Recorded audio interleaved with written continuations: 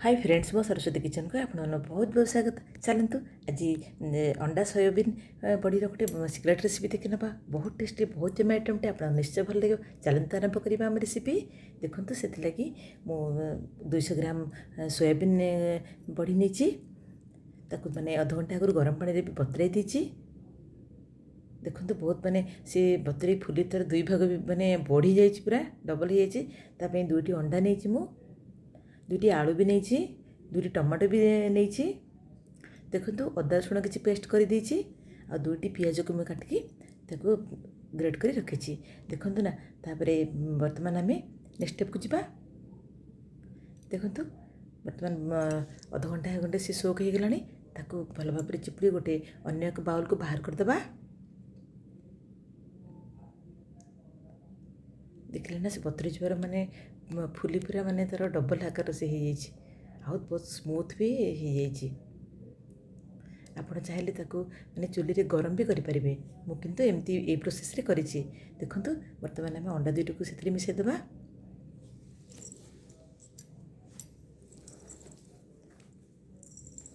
बहुत बढ़िया आइटमटे जोटी मु नुआ टाइप रेसिपी बनाऊँगी। आशा करछि आपको निश्चय भल लगे किंतु पूरा वीडियोटी एंड पर्यंत देखंतु। देखो आम एमती अंडा दुईटी भल भाव तक मिसई देबा। तापर से आम किसी हलदी गुंड लंका गुंड देदेबा।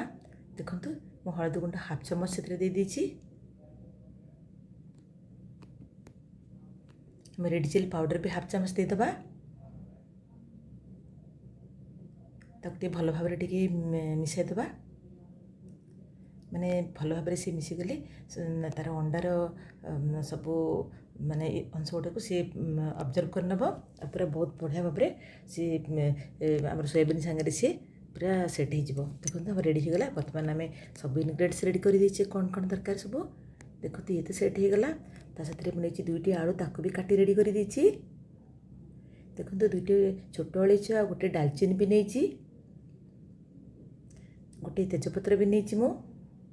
देखो पियाज को भी काटी तो रेडी कर देछि। टमाटो को भी दुईटी छोट छोट आकार काटी देछि। किसी अदा रसुण पेस्ट रेडी कर रखी किसी रेड चिली पाउडर किसी हलदी पाउडर देखो किसी धनिया पाउडर किसी शाही जीरा और किसी मटन मसाला आ देसी घी देखो साथ नहीं मु लुण तार टेस्ट पे देखो एमती सब नबा किंतु ता सहित आम किसी कस्तूरी मेथी भी नबा।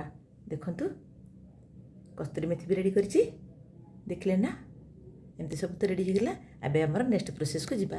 देखो गोटे कड़े बसई देछि से माने 5 स्पून दे दीछि आमर सोरिष तेल सी भी गरम हो गलानी। बर्तमान आम गोले रखि सोयाबीन कुंज को पकईदे से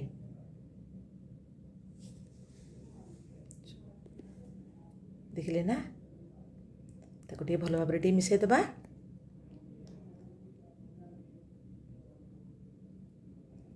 देखो आम मीडियम फ्लेम ही फ्राए करवा लो मीडियम फ्लेम रे धीरे धीरे से सब जमी भल भाव मिसे पूरा कोट टाइप हो अंडारे बहुत सुंदर पूरा लेयर आसीज। देखो ना धीरे धीरे कितने सुंदर फ्राए हो आस। बर्तमान तार टेस्ट पे आम अल्प लुण दबा एमती कि गोटे 1/4 स्पून दबा आम ताको भल भाव मिसई दबा।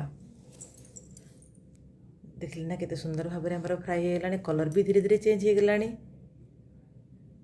देखो ये रेडी होगा ताको बर्तमान गोटे अन्य एक प्लेट रे बाहर करदबा। देखो से सेम कड़े ही मु पुणी 4 चम्मच दे दीची ऑयल देछि। देखो से आम काटी रखि आलू को पकेबा ताको भी माने बेसी समय नहीं कि माने 2 मिनट खंडे ताको फ्राए करवा। आलू गुटा टे फ्राए हेले माने ताको से आमर जो सोयाबीन आलू करीटा हम बहुत टेस्ट लगे। टिके तार कलर चेंज है आम ताको बाहर करदबा। देखिले ना बढ़िया भी तार कलर चेंज हो गलानी। आम बेस समय करवानी फ्राए ए बाहर करदबा। देखो से सेम कड़े में किसी माने ऑयल दे दीची। बर्तमान से हाफ चम्मच चीनी देदेव तार गोटे फ्लेवर बहुत बढ़िया आसो से ऑप्शनल आप चाहिए देवे ना भी स्किप करने। देखो गोटे डालचीनी आ दुईटी छोट अलैच गोटे तेजपत्र भी देदेली ता द्वारा तार माने आमर करीटा बहुत बढ़िया आसो देखो तार से साही जीरा गोटे चामच देदेले आम ताको फ्राए करवा। देखो सी भी फ्राए होगा। 2टी पियाज को काटी रखी तो से मिसईदे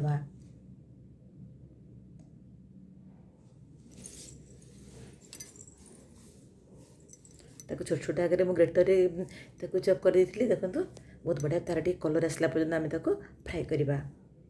देखो धीरे धीरे कलर चेंज होगलानी से काटी रखी टमाटो 2टी को मिसईदे ताको भी आम से मीडियम फ्लेम ही फ्राए करवा। देखो केते सुंदर भाव तार कलर भी चेंज हो आसला। बर्तमान से आम गोटे चामच लुण देदेबा तार टेस्ट पाई भल भाव लुण को मिसईदे मिसई फ्राए करवा। देखिले पियाज टमाटो भी तो सेट हो गलानी पूरा। जानतु एबे आम देदेबा गोटे हाफ चामच हलदी गुंड। देखो रेड चिली पाउडर भी गोटे चामच देदेबा कारण आम कलर सागर टिके माने तार राग भी दरकार। देखो बर्तमान अदा रसुण पेस्ट 2 चामच देदेबा आम ताको भी भल भाव टिके आम मिसई फ्राए करवा। बहुत बढ़िया कलर भी चेंज है स्मेल भी बढ़िया आसी। बहुत बढ़िया आइटम पूरा सिक्रेट आपण मैंने निश्चय घरे एमती प्रस्तुत करेंगे। देखो गोटे चामच आम ताको धनिया पाउडर देदेले ताद्वारा तार करीर फ्लेवर भी बहुत बढ़िया आसो। देखो मसला भी प्राय फ्राए हो आसला पूरा केते बढ़िया भाव आमर मसला को आम फ्राए करुचे। फ्लेम बिल्कुल बढ़ेबेनि एमती ही फ्लेम आप फ्राए करेंगे। देखो फ्राए भी हो गलानी। बर्तमान आम कड़े रे फ्राए करी रखी सोयाबीन आउ आलू को पकईदेबा।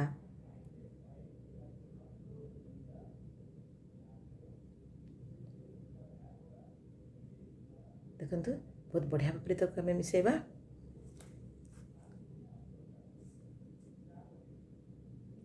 देखो माने सोयाबीन गुड़ाक बहुत सुंदर भी देखा जाउची। से अंडा सहित मिसी माने तार गोटे अलग कलर आसी जाइए। बर्तमान ना आम गोटे ग्लास पानी आम से देदेबा। जी दरकार हुए ताहले पर पानी क्वांटिटी टिके बढ़ेवा किंतु एबे से गोटे ग्लास पानी रे ही आम बसवा किंतु घोड़े रखा। गोटे आम 10 मिनट खंडे घोड़े देवा। 8 ରୁ 10 मिनट आम घोड़े रखा जमीक आलू भी सीझ कर भी भल फ्लेवर आसो। देखो एमती हो गलानी 10 मिनट। देखो तार कलर भी चेंज है सी भी धीरे धीरे पूरा सीझी आसला। सब मटन मसला गोटे चामच देदेबा जहाँकि आमर एग सोयाबीन बड़ीर करी को माने आउरी टेस्ट बढ़ेब। जदि आपण पाखे मटन मसला ना ताहले आपण गरम मसला भी देपारे किंतु मटन मसला देले तार बढ़िया टेस्ट आसे। देखो आलू देखा आम आलू किंतु आउ अल्प समय सीझ ताको पुणी आम किसी समय ताको सीझापी घोड़े देवा।